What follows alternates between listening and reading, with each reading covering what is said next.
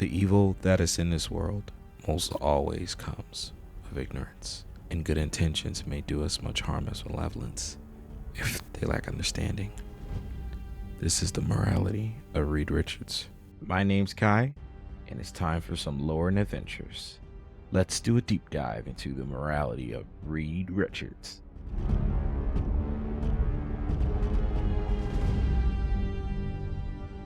If you came here today thinking that this is going to be a Reed Richards bashing video, it isn't. For years, he's been portrayed as cold-hearted, egotistical, and calculating. When you include context, his actions tell another story. When you actually consider the era that the comic books were written in, Jack Kirby, Stan Lee, and John Burns were writing comic books for a world that's different than ours. The times were different. The practices and culture norms were different. We did get the golden age of comic books and the foundation for the MCU as we love it today. Though, word of advice for my comic book kings and queens, speaking to your partner like our friend Reed in the panel below will only land you on one throne.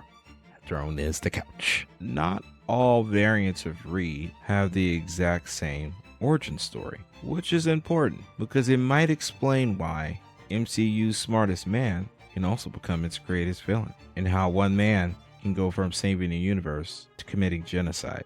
You have to know the past to understand the present. You guessed it, guys. It's time for a little bit of an origin story. 616 Reed, raised in California, Central City, the son of Nathaniel and Evelyn Richards. We don't really find out much about Evelyn when Fantastic Four initially releases. Even decades later, we still don't know much about Evelyn, except for a few panels in Marvel Knight 17. From the bit of information that we got during our research, we actually find out Evelyn was a scientist, though she does die when Reed is very young. Evelyn is very supportive of Reed and his curiosity. As a young Reed walks down a narrow hallway with a book no more than half his frame, he enters his parents' workspace and says, "Mom, Dad, how come Humpty Dumpty can't put himself back together?" Nathaniel continues to work. Evelyn stops for a minute and starts to answer. And then a young Reed says, "Time reversal symmetry." The atmosphere in the room changes. Nathaniel stops working and looks at his son, and both parents stand there in confusion, astonishment. The theory that events can unfold in one direction, they should be able to unfold in the exact opposite sequence, Reed says. "Reed, baby, how did you know that?" Nathaniel says, "Son." Even as a young lad, Reed had displayed signs of genius. So he doesn't have as much time with his mother. Fortunately for Reed, he had Nathaniel. In the main run of Fantastic Four, we really don't meet Nathaniel until about the 270s. It's not really until Hickman's run that we learn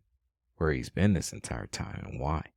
Nathaniel Richards is depicted as a nurturing father for the most part. In the Hickman run, while he is present, he's very supportive of Reed. We're going to focus on this panel here. Reed is afraid, and his dad's there to reassure him. He says, "Dad, I'm afraid to jump." Nathaniel looks at his son, warm and welcoming smile, and says, "Son, it's okay to be afraid, but it's not okay not to try." A young Reed with some reassurance and a determined look takes the leap, and just like that, he's no longer afraid. Even the smartest man alive, he needs a foundation.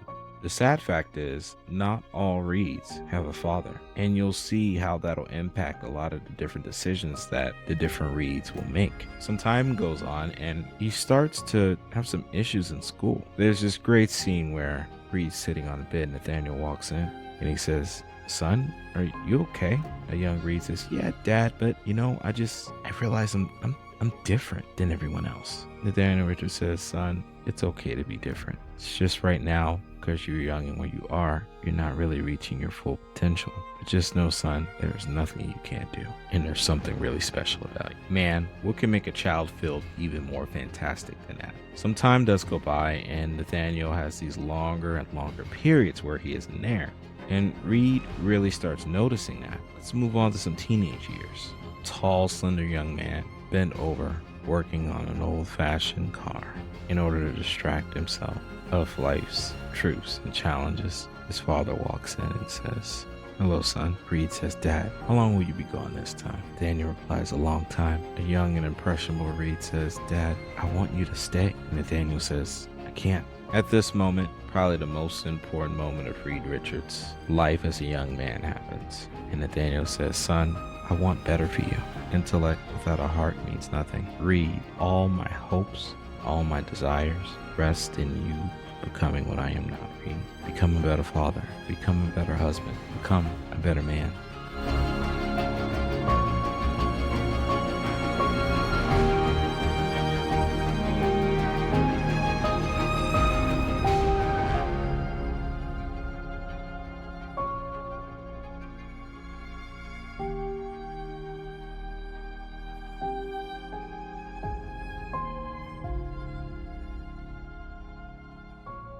Also, guys, if you want to know DC's smartest man alive, check out my video right here. Don't forget to like and subscribe. These words are the reason why later on, an older Reed refuses to join a council of Reeds. He refuses the council of Reeds because one of the requirements for joining the council of Reeds is leaving your family and friends. That decision will be important down the line. All the other Reeds didn't have a Nathaniel Richards. Wonder why? And maybe having a Nathaniel Richards makes our Reed special. At some point, Nathaniel Richards had joined the Shield Brotherhood. Howard Stark was actually part of this group as well, along with Sir Isaac Newton. Nathaniel had encountered Nikola Tesla and was trying to hunt down forever machines. In the process, Nikola Tesla dies by accident. Though years later, he'd come back as a cyborg and fight Richards and Stark. But an accident happens and Richards touches this quantum core. But due to the exposure, it gives Richards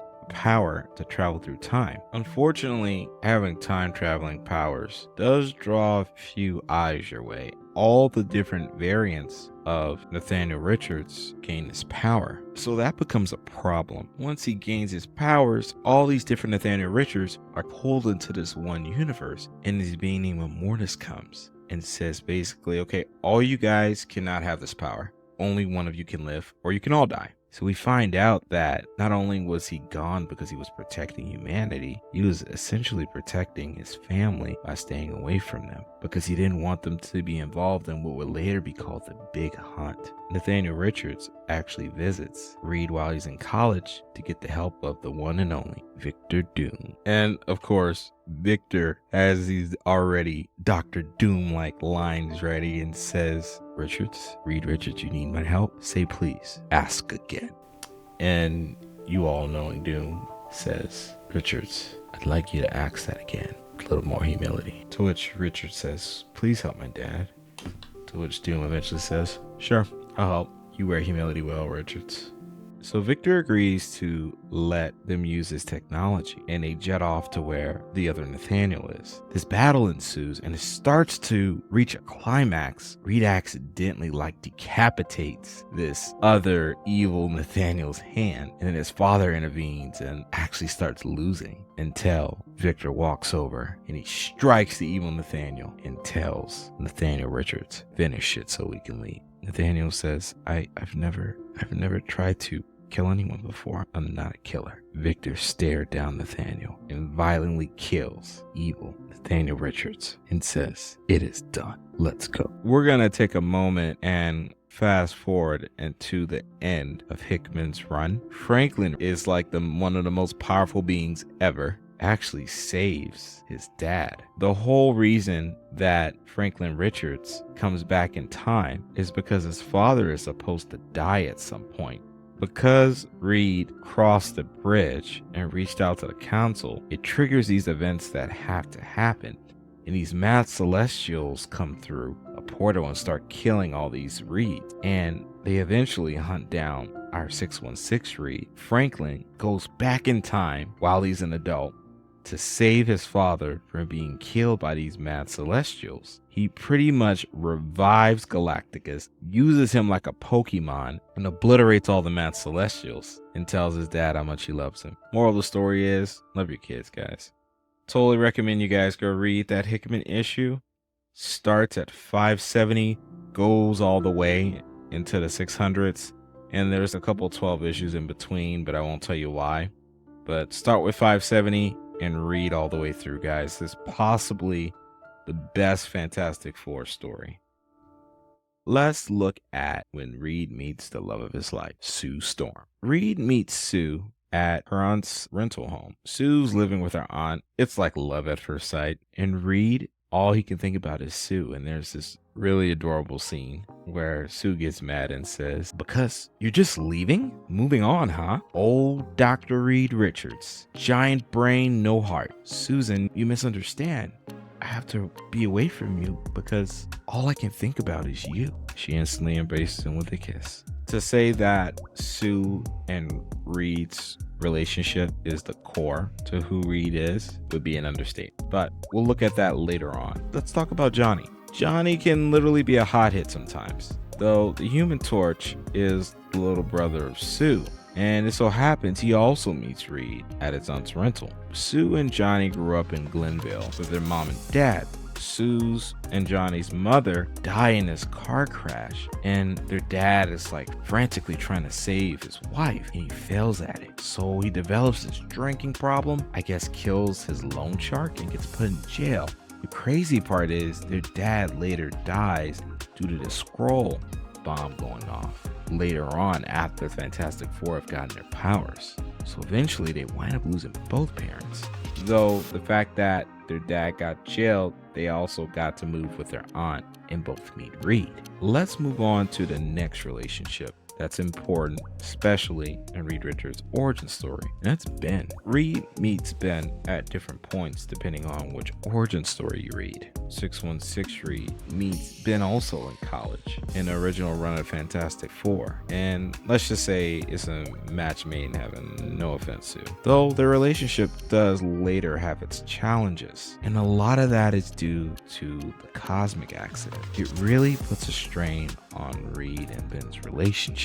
Reed would try for years to try and cure his friend Ben, especially through the Stan Lee and Jack Kirby run. Though Ben doesn't always make it so easy. He goes back and forth between even wanting to be cured, and that's mostly due to Alicia, Ben's love interest. Even when it gets to a point where Fantastic Four need Ben later on to face foes like the Hulk, Reed always prioritizes curing his friend. In later issues, especially like Fantastic Four 296 though, it does get to a point where even Sue says, "Don't you see Ben's tormenting you, Reed? All these years he's making you pay for what happened over and over again. Even if it was your fault, I don't for a minute buy that. You've suffered enough." The guilt of the cosmic accident will stick with Reed for a really long time. Ben and Reed are like brothers, and you kind of see that in Fantastic Four 59 when Dr. Doom gets the Silver Surfer powers. Reed is getting in this rut of self-doubt, and Ben just calls him out on it. And they get into this big fight, and then afterward, Ben says, "I figured he's the most man I ever met, but I believe in him."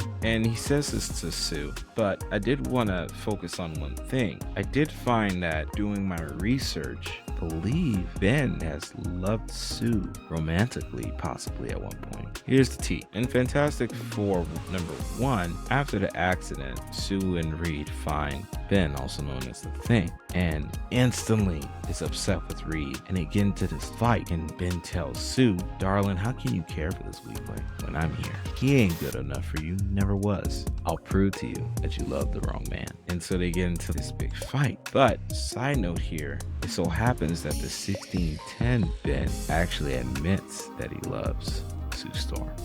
Very mysterious, right? So maybe both universes' Bens share the same feelings, but only one acted on their feelings. Just a thought. Let me know what you think. Let's go back to the college settings with Reed. Reed also meets his arch nemesis and rival, both as a scientist and a superhero, Victor Doom. So Victor Doom is on a scientific scholarship. Their first encounter could have gone better. Victor pretty much kicks him out, and that's because Victor has a lot of baggage, you could say. So depending on how you would want to look at Victor's origin story, because again, we're not going to get too deep into it, but for the most part, there are a couple different retellings. In one variation, his mother was a sorcerer, and he's trying to develop this technology, go to hell and visit her and save her. And funny part is, later on, Reid would use that exact same technology to save Ben. Victor also had a father, but they called upon his father to heal the queen in that area, and she basically dies, and the monarch blames Victor's dad. One could understand why Victor could have such a chip on his shoulder. And if you want to get a little bit more detail about Victor and his origin, check out the Fantastic Four Annual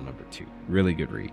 Victor doesn't listen to Reid and goes on with his experiment. One day, Victor leaves and Reid walks in and just checks his calculations. And we later find out that it was possibly Ben that might have been responsible for that accident. But that's a story for another time. So Victor goes through with this experiment and it winds up backfiring on him. And there's this explosion and his face basically gets destroyed. Though, depending on the retelling, some might say only subtle. And this later leads to Victor becoming doomed. Let's move on to a setting after college. We find out later in Fantastic Four 11, Reid actually joined the military with Ben. And this origin can be used in the new Fantastic Four movie. It's coming out. It's set in the 60s and Reid will be played by Pedro Pascal. It's during the war that Ben establishes himself as this ace pilot. And Reid does his time as well. Later on, Reid will leave the military and join the government to jumpstart his Starship program, which eventually gets defunded for one reason or another,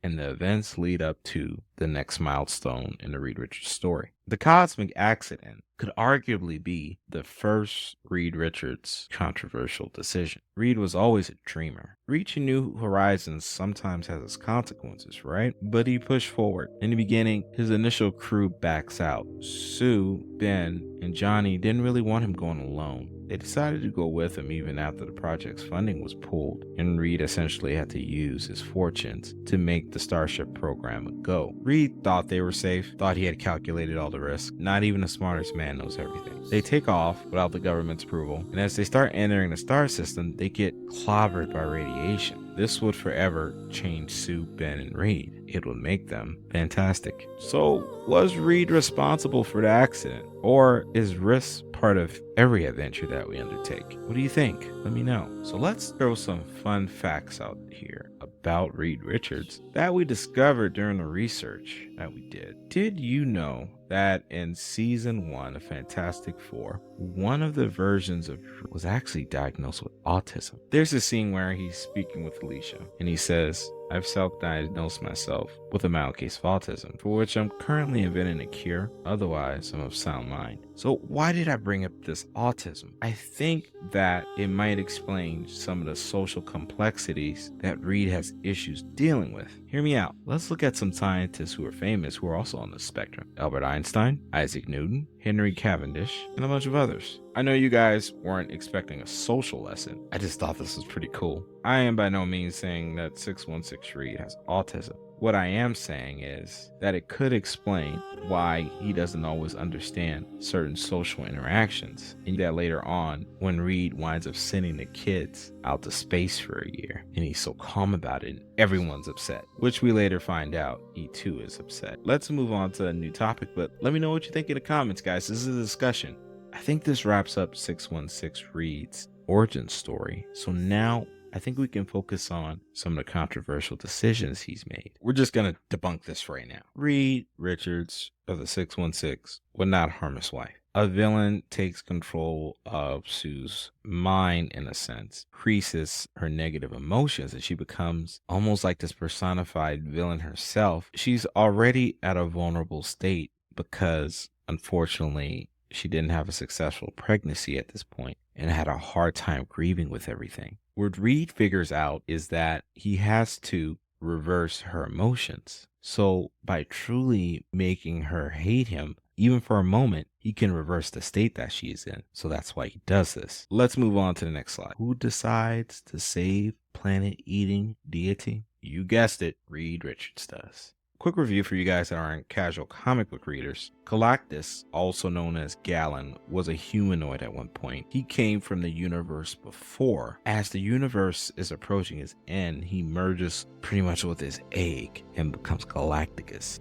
So Galactcus eats planets like carps. He has to do this to stay alive, but also it keeps the universe in balance because it reduces the amount of celestials. In Fantastic Four 242, one of Galactus's ex-heralds, Terex, actually betrays him. And while Galactcus is in a weakened state, he incites Reed and the others to attack Galactcus as well. Eventually, his herald loses and Galactcus consumes the energy. Of course, he goes on an attack with Earth. Thor and the Avengers come crashing down and are ready to save the day, and once Galactcus is on death's door, Reed says, we gotta save him. Fantastic Four 244. Reed does save Galactcus, whom then goes on, pretty much murders 1 billion people. Yep, that happens. Galactcus goes planet of the Skrulls. The few survivors, along with the entire universe, put Reed on trial. So yeah, the universe is pretty pissed at this point. Richards. He basically told Thanos, sir, hold my beer. When you look at Reed's argument, it has its merits. Reed acknowledges the fact that the Skrulls, the remaining ones, will like him brought to justice for their people being killed. When you guys think about it, the Skrulls are pretty evil themselves. They've done a lot of harm, especially to Earth and the rest of the universe. Reed argues, why not use that same compassion you're asking me to have and understand that I use that compassion to save Galactcus? Reed further says, yes, I'm guilty of saving Galactcus. Is that a crime? You know it's real when Odin and John Byrne are your defense. The decision that's made is that Galactcus is a natural order in the universe. By saving Galactcus, Reed saves the natural order of things. Guys, these issues are golden. Please spend some time and read these issues. If you want me to do a deep dive in them, let me know in the comments. So was Reed right? What do you think? For 1 life he saved, 7 billion lost. That's the natural order of things, right? I don't know.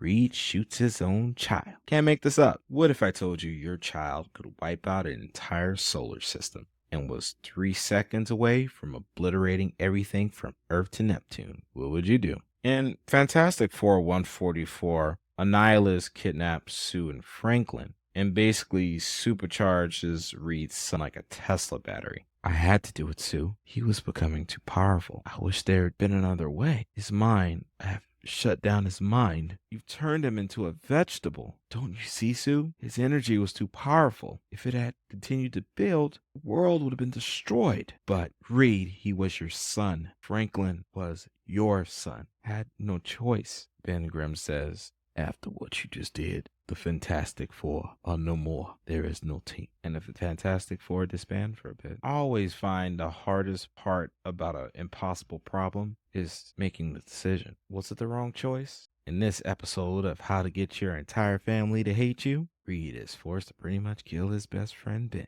In Fantastic Four 508, written by Mark Waid, Doom basically starts possessing all the different members of the Fantastic Four. The team didn't know the plan that Reed initially had to trap Doom, so they kind of walk into this. And they give Doom like this opportunity to escape this trap that Reed had set, which probably wouldn't have happened if Reed just would have told them. Eventually, it gets to this point where Doom possesses Ben. As Doom possesses Ben, he says, "It is your only choice, Richards. Kill me or Susan is next." Then every soldier in this castle, and Reed does what he has to do. Please don't go.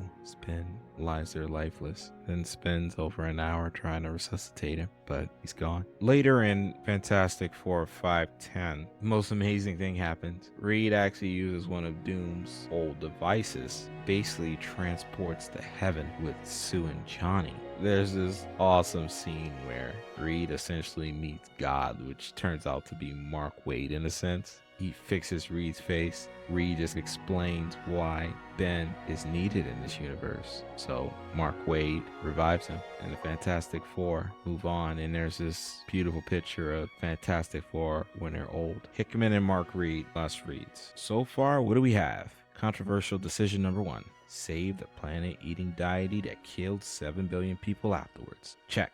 Shoots his son, puts him in a vegetative state. Check. Shoots best friend and kills him, but then revives him. Check. And slaps Susan. Crazy part is, guys, we're not even done. Yep. Let's take a break from the doom and gloom of Reed's decisions. Why don't we just throw a couple positives out there? There's this issue in Fantastic Four 25 where Reed makes this choice. There's two Earths. In order to save one, it would technically doom the other. So Reed uses his knowledge. He uses a quantum flexor and makes a space for this other Earth so that both can coexist at once. And the backstory is the team is trapped at this point, and Johnny just falls in love with this alien named Angelica. By not accepting that there is no answer, there is no right answer, Reed does the impossible, figures out a way for both Earths to exist. Let's look at another positive moment for Reed. In Marvel Knights number 8, I believe, there was a scene where a man named Martin was about to commit suicide. He was ill and unfortunately he had lost his son. He had gone through quite a few things in his life. Reed goes up to the building, walks him down, and says, "I'll be there for you." Fast forward to Marvel Knights 28, Reed gets a call while he's with the Illuminati right before Civil War. They let him know that Martin's dying. And there's this wonderful scene with Reed and Martin. And Reed says, "Promised you, didn't I? Told you I wouldn't let you go through this alone. And I always keep my promises." And I picked this issue specifically because I wanted to make sure that we included in this video some clear-cut examples of Reed being an exemplary human being. Because he is caring. Okay, with that said, now we gotta have the Civil War talk. A lot happens during Civil War that's not really made clear or even depicted in the actual Civil War Marvel film. Captain America kind of dies, but then comes back, but we won't get into that. You guys know. Comics. No one's ever really dead. New York gets destroyed. Oh, and this all started because superheroes known as the New Warriors bite off more than they can chew, and instead of calling the Avengers, they approach these powerful villains who wind up unleashing their powers, killing a bunch of people and kids. And though Tony Stark had no direct connection, he took most of the heat, especially for some of the kids' parents. And to top it all off, the public starts attacking superheroes. One of them is Johnny Storm. Things go from bad to worse, and you know that because the Watcher appears, and Reed and Tony basically become ICE agents. Nah, just kidding. Tony and Reed start arresting all their friends and keeping them in captivity because they don't want to sign under the Superhero Registration Act. And there's this scene with Sue and Reed, which I think is a little funny, if we can have a little humor. Yeah, well, maybe I'd be excited if this genius plan of yours doesn't involve arresting and capturing half the people on our Christmas card list, Reed, Sue says. Agreed, Sue. But they don't leave us any choice if they don't want to register. Look at my social projections. They show all the dangers they are creating by not registering, Sue. Yeah, a lot of bad choices here. And on top of that, Spider-Man reveals his identity, May eventually gets shot, and Sue leaves. Yep, a lot of bad choices here. Alright, Project 42. This is the prison where all the heroes and villains are being held. And guess who made it? Reed Richards and a bunch of other geniuses. And to top it all off, guess what he does next? Our guy clones Thor, who also winds up killing Goliath, one of Reed and Sue's teammates. It was an accident. The intention was not to kill Goliath. This leads to the climax between Reed and Sue in the Civil Arc storyline, where Sue basically says, "I've had enough, Reed." And she leaves. Johnny and Ben can't even believe that Reed had any part in this. Reed and Sue get back together. He takes a bullet for her at the end of the Civil War story arc. Did Reed have a point? Just because the numbers justified saving more lives by imprisoning others and registering under the Superhero Act, was he justified? Before you answer that question, there's a scene where Reed finds one of his old adversaries, the Thinker, and has him double check his calculations. The villain says something, I think, that really hit home for me when I was deciding how I felt about Reed's Civil War actions. "I've never managed to defeat you, Richards, but now I've seen you lose. For what shall it profit a man if he shall gain the whole world and lose his soul?" You later find out as well in the Amazing Spider-Man issue, I believe it might be 535, that Reed feels this way because of how his uncle was persecuted and treated when he was different, because he was a writer and he took a different stance than the community as a whole and was labeled a communist, to which he lost everything, was jailed, and wound up killing himself eventually. And that was one of Reed's reasoning for following the law and why the law was needed. I do think Reed missed the mark on this one. What type of world would it be if people didn't have free will, regardless of how safe it was? I don't know. What do you think? Leave a comment. Reed is part of this group named the Illuminati. It was formed with some of the smartest people in MCU but also the most influential. Some of them being Namor, eventually Black Panther, Professor X, Doctor Strange, Reed Richards, and Tony Stark. The group first appears in Avengers number 7. After the Kree and Skrull War, they all felt that, especially Reed, there needed to be some kind of collective intelligence to prevent a lot of these attacks. And Black Panther initially walks out. T'Challa says, but what happens when we all disagree? Then what? This is a bad idea. Though some of these choices made, guys, are not the greatest. Like wiping Captain America's memories so he'd forget the incursions. Oh, or sending Hulk to another planet and then gathering all the Infinity Stones. Let's zone in on some of these. Reed gets hold of a few of the Infinity Stones and he doesn't tell anyone. During one of Illuminati's meetings, the group finds out that Reed had been secretly gathering up all the stones. He has a suitcase and just busts it out and has the stones in there. And they're like, we didn't know you were collecting them. And he's like, well, you know now. So the group does agree to pursue some of the other stones, but once they get close to completing it, Reed uses some of its powers. The group says, take it off. And there's like this intense moment. Watcher appears and says, Reed, I expected more of you. No human should wield the Infinity Stones. As Reed looks at the group, he struggles to take it off. Supposedly with the help of a certain Omega level mutant. Does, and a group agrees to each take a stone, which they later on vow not to use the stones, which gets overturned when the incursions begin. It is time to talk about the Hulk. Once again, our boy Reed switches on a friend. A decision is made by the Illuminati that the Hulk is far too dangerous to stay on Earth. The events begin in Incredible Hulk 88 to 91, and also leading up to events Fantastic Four 535, the Hulk actually almost kills Ben due to some mental distortion at the time. Though in the Hulk's defense, he normally doesn't kill anyone. One could argue that the amount of lives the Hulk has saved does outweigh any loss during his rampages. Though a word of advice, this goes out to Reed, maybe the next time you want to make someone mad, try and not make it anyone godlike like Thor or the Hulk. Just saying. Maybe try a Howard Duck or that Hawkeye guy. So there's this funny exchange between Iron Man and Namor where Namor basically says, Iron Man, we don't throw you in jail or throw you to another planet. And you've got a drinking problem, you can possibly kill people too. You're rich and have a mechanized suit. Hey man, Namor is talking right now. I mean talking. And then they kind of get into this whole fight. But moving on, Hulk does go to this other planet, and this begins Planet Hulk. And Reed. Who are you? I am the Maker. How can Reed Richards, leader of the Fantastic Four, most brilliant man in MCU, be willing to commit massive genocide twice under some misguided guise of Darwinism? It comes down to a few things. Could narrow to 3. One of those things specifically, I believe, gets overlooked, but we'll discuss that later. Big surprise, it all begins with fatherly love, or lack thereof. Both Reeds have similar origins. The 616 Reed, whom we've been discussing, and the 1610 Reed. 1610 Reed's parents are different than the 616 version.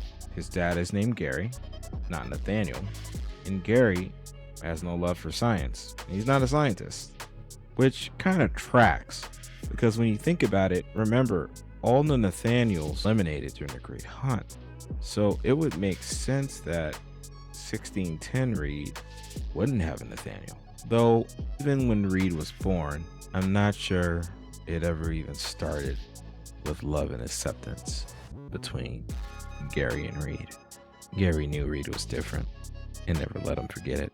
As a young Reed sits in his small chair, enthusiastic, curious, and alienated. Sometimes he would likely wonder if the alienation made things easier. The silence made things more bearable. Mentally abused and withdrawn, Reed continued to dream. But even dreams can lead to nightmares. How to make a villain 101. Fix it, or you're buying it out of your allowance. But Dad, I needed it.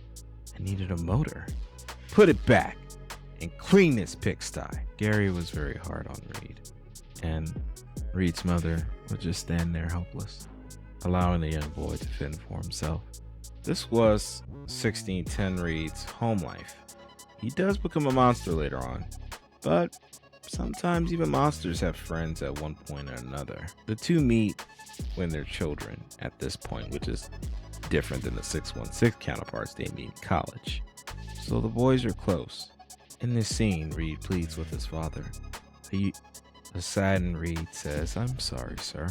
Just Ben might be second string if he can't practice at home, and doesn't dad like I do." Gary uncompassionately retorts, "Everything better be put back the way it was.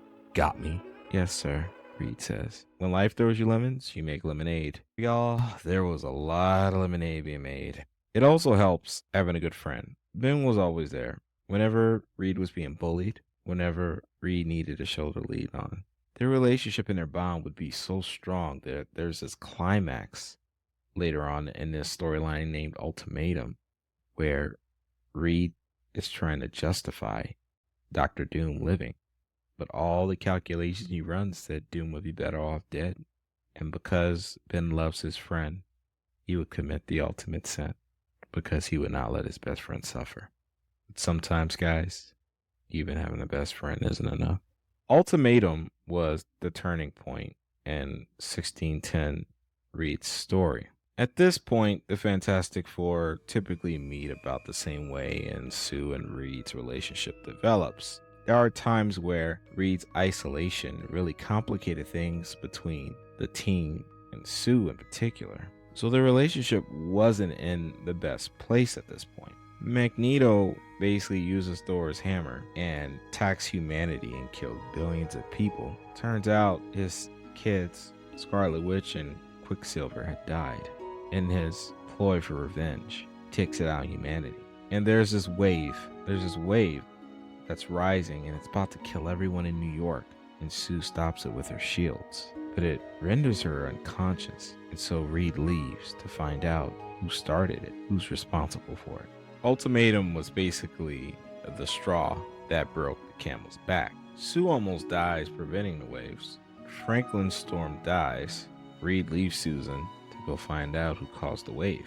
After Ultimatum, there's a book called Ultimate Requiem, where they hold a funeral for Franklin Storm. During that funeral, Reid proposes to Sue, and she says, "I used to think our love defied logic, but maybe it doesn't," and the Fantastic Four disband. This leads into several other books, including Ultimate Doom, where we discover that Reid has basically snapped, has started attacking other heroes, and also was responsible for killing his parents. In his isolation, Reid was visited by a Susan from the future who basically says, we need to do a lot of bad things to save the world.